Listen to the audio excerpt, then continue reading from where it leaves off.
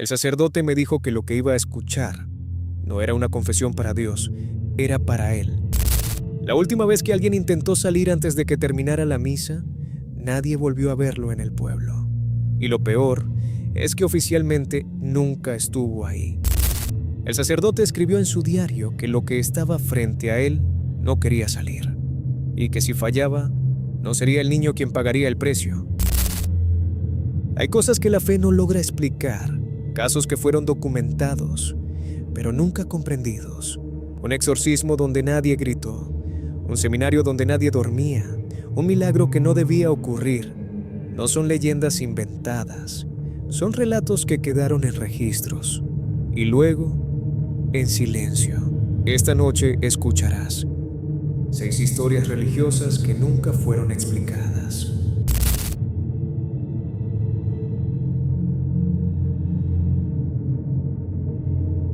El sacerdote escribió en su diario que lo que estaba frente a él no quería salir, y que si fallaba, no sería el niño quien pagaría el precio. Esta historia está basada en un caso real ocurrido en 1949 en Estados Unidos. El caso fue documentado oficialmente y es considerado uno de los exorcismos más conocidos del siglo XX. Algunos nombres han sido modificados para proteger a personas que no eligieron formar parte pública de esta historia. Los hechos centrales están basados en registros históricos. En enero de 1949, un adolescente comenzó a presentar comportamientos extraños, ruidos en su habitación, objetos que se movían, rasguños inexplicables.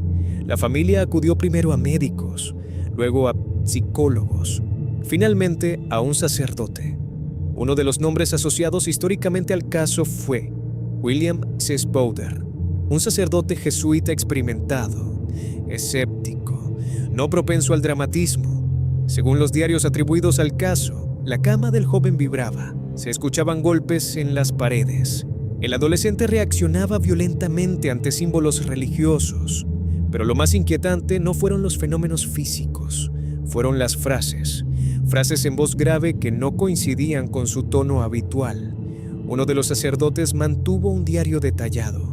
En él escribió que durante las oraciones, la voz del joven cambiaba, respondía en latín, mostraba conocimiento que no correspondía a su edad, pero hay algo menos conocido. En algunas entradas se describía el desgaste psicológico del sacerdote, pesadillas, insomnio, dudas. En la versión popular se habla de objetos flotando, de camas moviéndose, pero en los registros hay algo más inquietante. El sacerdote escribió que en ciertos momentos sentía que el joven no estaba siendo atacado, sino protegido, como si algo no quisiera que el ritual terminara. En una de las noches, el sacerdote anotó que al imponer el crucifijo sobre el joven, este respondió: "No vine por él, vine por usted". Esa frase aparece en notas privadas y nunca fue parte del relato popular. El exorcismo se prolongó semanas, traslados entre hospitales y casas, rezos constantes, privación de sueño. El sacerdote escribió que en ciertos momentos dudó de su propia fe y que sintió que algo intentaba convencerlo de detener el ritual. En abril de 1949, el caso fue declarado resuelto. El joven mejoró, el fenómeno cesó. El sacerdote nunca habló públicamente en detalle y la familia guardó silencio. Pero hay registros que indican que el sacerdote cambió después, se volvió más reservado, más introspectivo y dejó de aceptar casos similares. En una carta privada escribió: "Hay cosas que no deberían enfrentarse 2 veces". Fue sugestión colectiva, trastorno psicológico, fenómeno religioso. Lo cierto es que el caso está documentado y que inspiró décadas después la novela que dio origen a El Exorcista. Pero la novela omitió algo importante, la parte donde el sacerdote escribió que durante una de las noches sintió que algo lo miraba desde el espejo, no al joven, a él. En la última entrada del diario se lee: "Si alguna vez vuelvo a escuchar esa voz, no intentaré expulsarla, porque ahora sé que no estaba sola".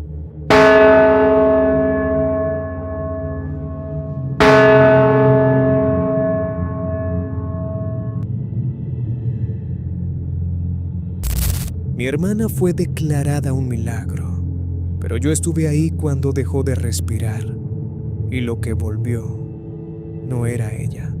La historia fue enviada por alguien que pidió anonimato. Ocurrió en 2014, en un pequeño pueblo cerca de Ambato, Ecuador. Una familia humilde, una parroquia antigua, un sacerdote muy respetado y una niña de 11 años que enfermó repentinamente. Nadie sabía qué tenía. Fiebre alta, convulsiones, desmayos. La llevaron al hospital de La Tacunga. Los médicos dijeron que el pronóstico no era bueno. La familia comenzó a rezar. El sacerdote organizó vigilias. A las 3:17 de la madrugada, la niña dejó de respirar. El monitor se apagó. El médico declaró que no había más que hacer. La madre gritaba. El sacerdote llegó minutos después. Pidió quedarse solo con el cuerpo unos minutos. Los padres aceptaron. Un sacerdote no debería estar solo con un cuerpo en una sala cerrada, pero nadie lo cuestionó. El pasillo estaba vacío. La puerta cerrada. Nadie sabe qué ocurrió dentro. Solo que 12 minutos después, la niña volvió a respirar. El pueblo habló de milagro. La noticia se difundió rápido. La iglesia organizó una misa especial. La niña parecía bien, sonreía. No recordaba nada, pero algo era diferente. No jugaba como antes, no hablaba como antes, miraba a las personas demasiado tiempo. A veces susurraba frases que no correspondían a su edad, como: "No era mi turno". Una noche el suscriptor escuchó a su hermana hablando sola en el cuarto. No parecía conversación, parecía respuesta, como si alguien le hiciera preguntas que él no escuchaba. Cuando abrió la puerta, ella estaba mirando al techo y dijo: "No lo interrumpas". El sacerdote visitaba la casa con frecuencia, demasiada frecuencia.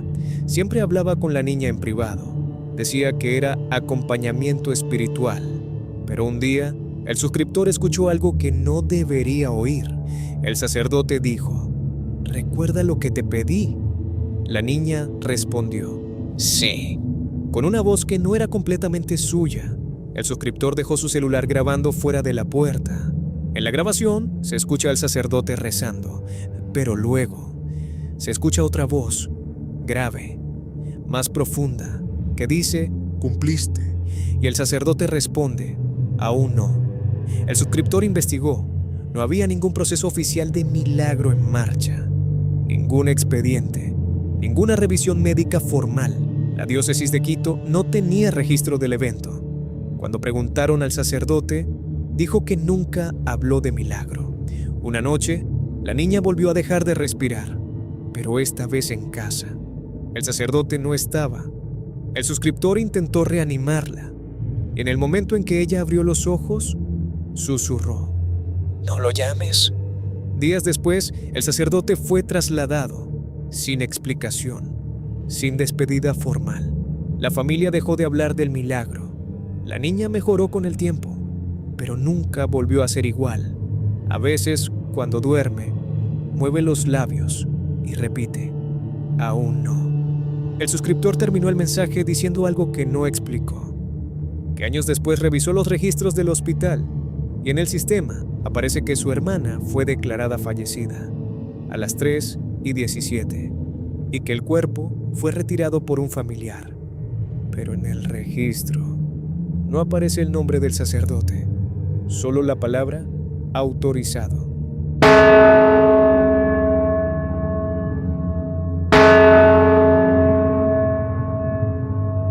Si llegaste hasta aquí, no fue casualidad. Suscríbete y prepárate para lo que viene.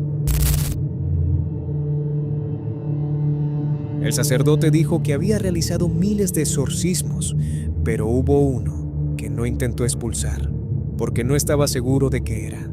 Esta historia está inspirada en testimonios y libros publicados por el sacerdote italiano Gabriele Amort, uno de los exorcistas más conocidos del Vaticano en el siglo XX. Algunos detalles han sido adaptados con fines narrativos. Amort fue nombrado exorcista oficial en Roma. Decía haber atendido miles de casos. Muchos eran psicológicos. Otros, según él, no lo eran. Pero en una entrevista poco difundida mencionó algo distinto. un caso que no describió con detalle, solo dijo, ese no era un demonio común, y no volvió a hablar de ello. Ocurrió en Roma en los años 90. Un joven adulto comenzó a presentar síntomas que no encajaban, no reaccionaba violentamente, no gritaba, no insultaba símbolos religiosos, hacía algo peor, observaba. Cuando el sacerdote entró en la habitación, el joven no se movió, no habló, solo lo miró durante varios minutos, sin parpadear, no con odio, con reconocimiento. Durante la primera sesión no hubo resistencia, no hubo convulsiones, no hubo gritos. El sacerdote comenzó las oraciones en latín y el joven respondió en italiano, con calma. No estoy aquí por él. Silencio. Estoy aquí por usted. Según testimonios cercanos, el sacerdote salió de esa sesión pálido. Dijo que el joven no estaba poseído en el sentido tradicional. Dijo que no sentía presencia violenta, sino algo distinto, algo que no buscaba el cuerpo del joven, sino el suyo. En una sesión posterior, el sacerdote preguntó, ¿quién eres? La respuesta no fue un nombre, fue una fecha futura. La fecha coincidía con el aniversario de su ordenación. Esa noche, el sacerdote no pudo dormir. A las 4 de la mañana se despertó, no por ruido, sino porque sintió que alguien estaba rezando en su habitación, pero no en latín, en un idioma que no reconocía, y no provenía de fuera, provenía de su propia voz. En la última sesión registrada, el joven no habló, no se movió, solo sonrió cuando el sacerdote levantó el crucifijo y dijo, no vine para salir, vine para quedarme. El sacerdote detuvo el ritual, algo que no era común. Según relatos, el caso fue transferido a otro equipo. No hay registros públicos detallados, no hay resolución documentada. El sacerdote continuó su trabajo, pero nunca volvió a mencionar ese caso específico. En una entrevista años después, le preguntaron si alguna vez sintió miedo. Respondió, no cuando gritan, sino cuando sonríen. El joven desapareció de registros médicos públicos. No hay confirmación oficial de su destino. El sacerdote falleció años después, pero en uno de sus libros dejó una frase inquietante. Hay casos en los que la posesión no es expulsión, sino invitación. En Roma, en ciertos pasillos antiguos donde se realizan rituales privados, algunos dicen que hay una habitación donde no se permite dormir, porque a las 4 de la mañana se escucha una voz rezando, y no es la del joven, es la de un sacerdote.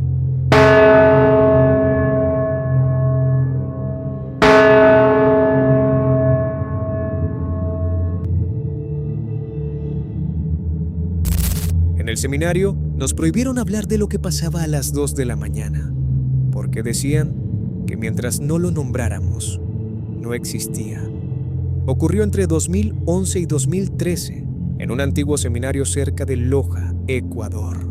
Un edificio viejo, pasillos largos, paredes gruesas, ventanas pequeñas. Los seminaristas vivían internos. Silencio obligatorio después de las 10 de la noche. Todo parecía normal hasta que dejaron de dormir. La primera vez fue una oración, suave, lejana, a las 2 de la mañana. Un rezo en latín. Pensaron que era uno de los formadores, pero la voz no coincidía con nadie. Cada noche, a la misma hora, 2 de la mañana, la oración recorría los pasillos, lenta, monótona. Nadie salía, porque una regla del seminario decía, después de las 2 de la mañana, nadie abandona su habitación. Nunca explicaron por qué. Los formadores no investigaban, no preguntaban, no negaban. Simplemente decían, recen y vuelvan a dormir. Pero nadie podía volver a dormir, porque después de la oración venía algo peor. Silencio absoluto. Un silencio tan pesado que parecía presión en los oídos. Un seminarista rompió la regla. Abrió la puerta a las 2. El pasillo estaba vacío, pero las luces estaban encendidas. Y la oración no venía de ningún lado, venía de todas partes, como si el edificio mismo la estuviera rezando. Había una habitación sellada al final del segundo piso. Decían que estaba en reparación, pero nadie trabajaba ahí. Una noche, después del rezo, se escuchó un golpe desde dentro, 3 golpes lentos. Nadie lo mencionó oficialmente. Uno de los estudiantes encontró en la biblioteca una libreta vieja, sin portada, con nombres escritos, fechas y una marca al lado de algunos nombres. Una cruz invertida dibujada con lápiz. Todos los nombres marcados ya no estaban en el seminario. Habían abandonado la vocación. Una noche, el suscriptor decidió quedarse despierto. 1:59. La oración comenzó. 2. La puerta del cuarto clausurado crujió. No se abrió, pero vibró. Y la voz cambió. Ya no era latín, era español, y dijo: 1 menos. A la mañana siguiente, uno de los seminaristas no estaba. La cama hecha, las pertenencias intactas. Los formadores dijeron que había decidido irse, pero nadie lo vio salir. Y la puerta principal tenía alarma nocturna. El suscriptor confrontó a uno de los formadores. Le preguntó por el cuarto sellado. El formador respondió algo que no debería decir un guía espiritual. Algunas vocaciones deben probarse, y no todas sobreviven. Esa noche, a las 2 de la mañana, el suscriptor escuchó su nombre, claramente, no en el pasillo, dentro de su habitación, susurrado. Luego la manija comenzó a girar lentamente, pero la puerta estaba cerrada con llave desde dentro. La voz repitió: 1 menos. A la mañana siguiente pidió abandonar el seminario. No le hicieron preguntas, no intentaron convencerlo, solo le dijeron: recuerda no hablar de lo que no entiendes. Años después revisó los registros. El seminario fue cerrado en 2015, oficialmente por reorganización administrativa. Hoy el edificio sigue vacío, pero vecinos de la zona rural de Loja dicen que algunas noches, a las 2, se escucha una oración en latín y luego un susurro: 1 menos.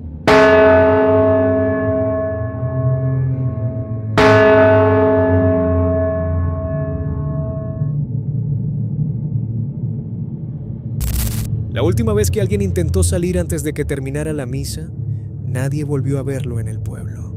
Y lo peor es que oficialmente nunca estuvo ahí. Año 1998.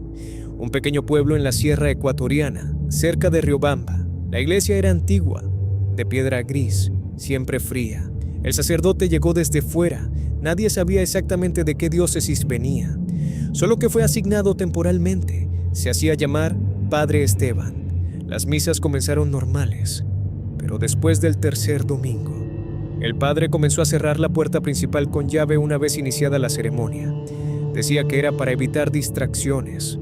Nadie cuestionó al principio, hasta que una mujer intentó salir porque su hijo estaba enfermo. El padre no la dejó. Le dijo: nadie abandona la casa de Dios antes de tiempo.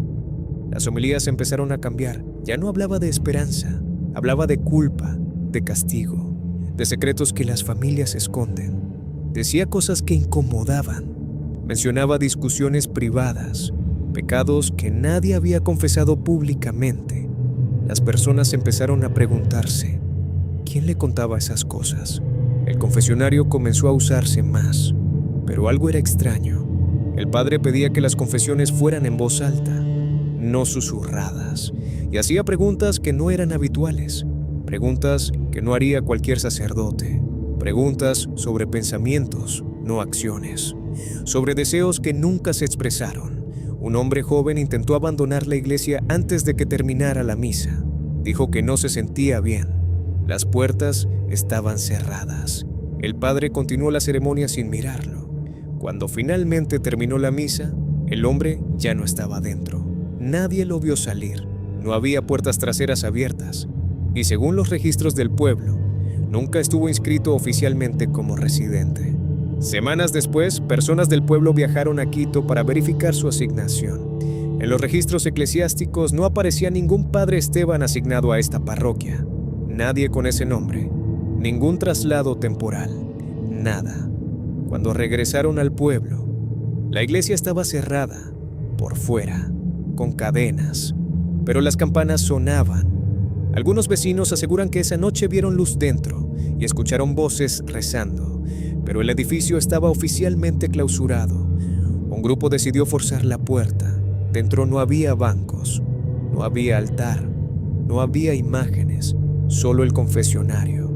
Y dentro, una grabadora antigua, reproduciendo una voz que repetía: "Nadie abandona antes de tiempo". En las paredes había nombres escritos, decenas. Algunos eran personas del pueblo, otros no existían en ningún registro. Uno de los nombres era el del hombre que nunca estuvo ahí, y el último nombre escrito era el del narrador. Días después, revisando archivos en Guayaquil, encontraron algo. En 1973, en otro pueblo, hubo un sacerdote itinerante que cerraba puertas durante la misa. Desapareció sin dejar rastro. El nombre que usaba no era real. La descripción física coincidía, exactamente igual, sin haber envejecido. Hoy, la iglesia en Riobamba sigue cerrada, pero algunas noches, cuando la niebla baja, se escuchan campanas. Y si pasas cerca de la puerta, puedes escuchar una voz desde dentro que susurra: "La misa aún no termina".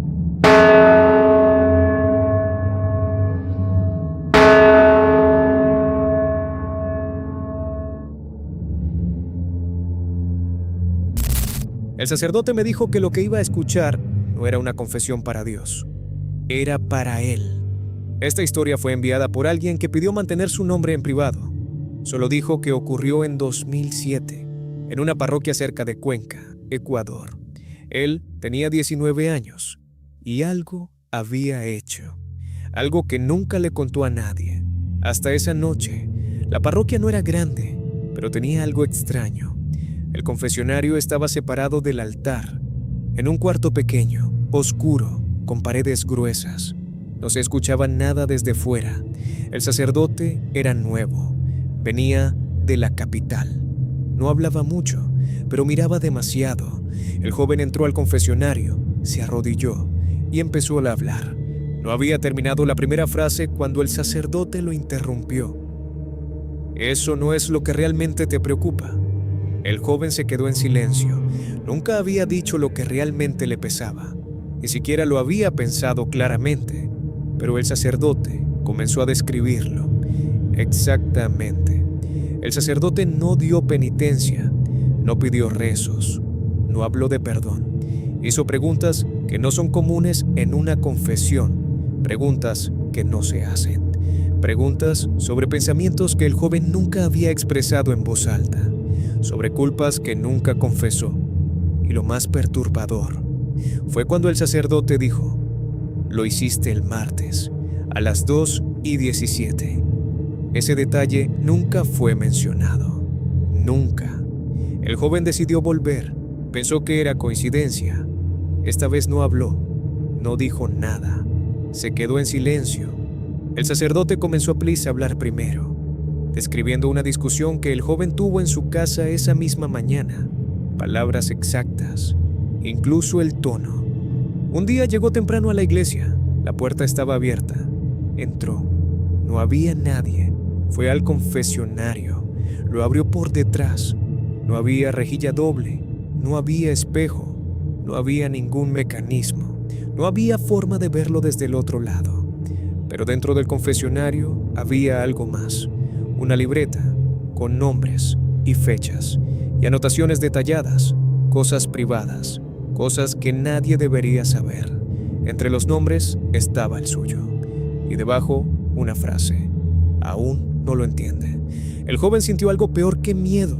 Sintió que no estaba siendo escuchado por un sacerdote, sino estudiado.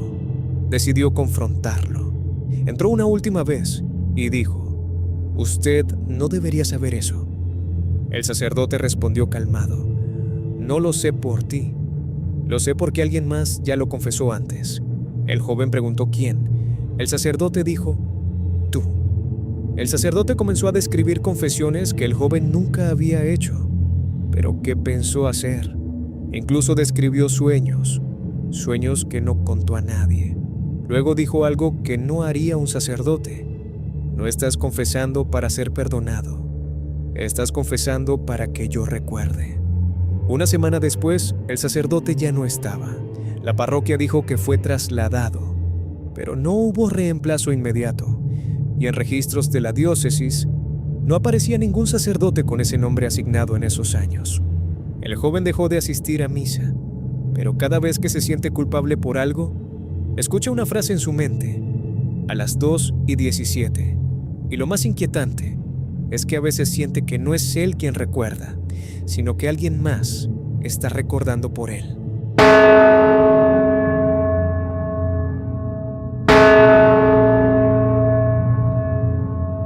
Algunas historias terminan, pero las preguntas no.